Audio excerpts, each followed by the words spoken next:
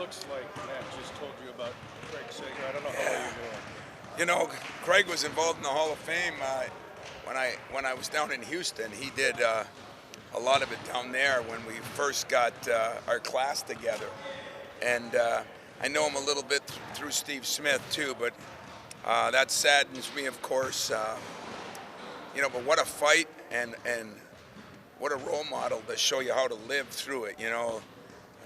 Just like Scott. I mean, I think those guys are doing a lot of service for the rest of us, and how to handle adversity like that we think of games adversity, they're handling that, how to do it with class, and yet how to share their stories so that others can be helped by it. Craig Sager, great guy, and great for the sport. And I don't know what Coach Pop is going to do now. He's not going to get any interviews. I don't know what he's going to do, but I am proud to have known him a little bit and proud of what he did for all of us. Tom, can we get, it's been 4 days since your presser, an update on McQuaid and on Miles, please? McQuaid is playing 100%. Like I told you, he has, you know, we're in this day and age, and I got ripped for it once, so maybe I will again. But you know, concussion protocol is when they think there's a concussion, but when there's not, you know, if there's a few symptoms, we're going through everything as it is nowadays. So there were a few symptoms.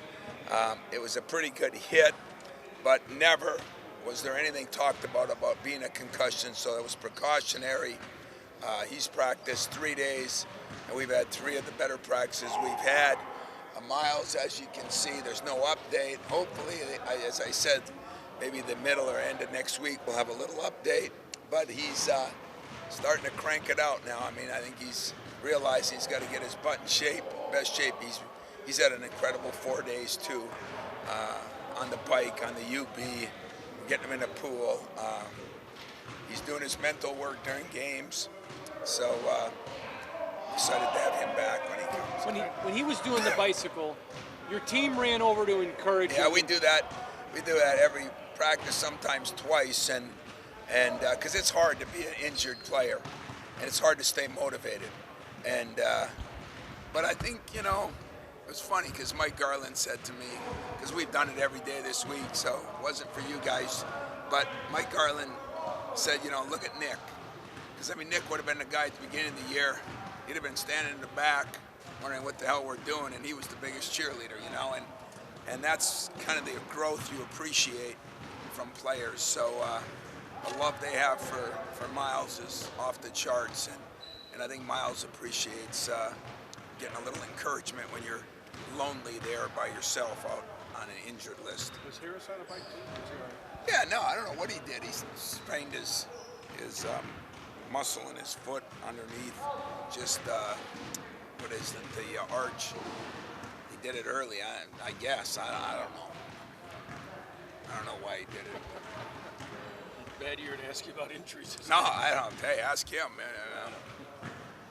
Tom, it looks like Josh is moving better out there. Yeah, oh yeah, a lot better. I mean, Josh has made big improvements this week. I'm kind of excited where, you know, believe it or not, we still have some finals tomorrow, which troubles me.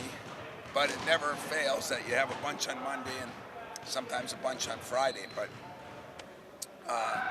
we have 3 or 4 tomorrow, and yet for the most part, today was a day we could really start getting after it. But we went so well the first couple of days, I decided to make this just a review day. We watched a lot of film before you guys got here, and then we just kind of practiced so you guys could see that we're alive. And then we're going to watch a little more film.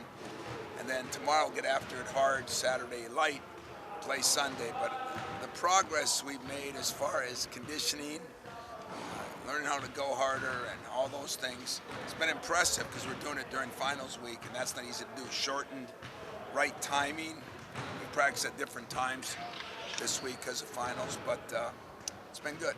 Let's lump these 2 games together. These are kind of big games for you before you get to the nitty-gritty of your schedule. Now, you know, all the time you've been in coaching, if you told Sparky Anderson, let's lump the 2 postseason games together, what would he have told you? I'm not asking you to look ahead to Oakland. I'm asking you how significant these 2 don't get testy now. Just, I you need know, this, I'll go to Harbaugh. there you go. I like that. You know, they are very important. I mean, you know, right now every win's an important win, and I think the biggest thing is, are we building a little bit? Are we getting a little momentum? Are we getting a little better? All those things, and yet, you know, as everybody warns me, as I call different guys around the country, you know, with a lot of freshmen, up, and then there's going to be a little dip, you know, and up and a little dip. First time through finals. I don't know how they'll respond to that. They practiced very well, and I don't say that very often, but what they do, you know, when it's all over now, because that's a different stage, you know. Are they burned out? Are they not? I don't know, but I like the way we practice. I'm excited about it, and I'm looking forward to both games one at a time. There you go. Thank you, Commissioner. Guys, they're starting to finish free throws. So. He got it.